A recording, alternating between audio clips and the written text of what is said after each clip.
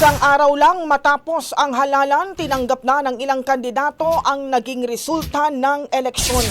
Nag-concede na si Santa Rosa City Lone District Representative Dan Fernandez sa kanyang Laguna gubernatorial race kay Sol Aragones. Sa kanyang social media post, nagpasalamat siya sa mga nagtiwala at sumuporta sa kanyang kandidatura. Hindi man daw nakamit ang tagumpay sa eleksyon, mananatiling buo ang kanyang paninindigan para sa lalawigan. Maging si gubernatorial candidate Albay, 2nd District Representative Joey Salceda ay nagpahayag ng kanyang pagmamahal sa pagseserbisyo sa Albay.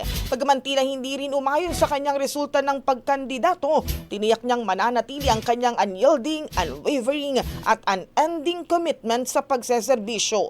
Maliban sa kanila ay nag-concede na rin si House Young Guns Black member na si Ako Bicol Party List Representative Jill Bongalon kay Tabaco City Mayor Crisel Lagman para maging kinatawa ng unang distrito ng Albay.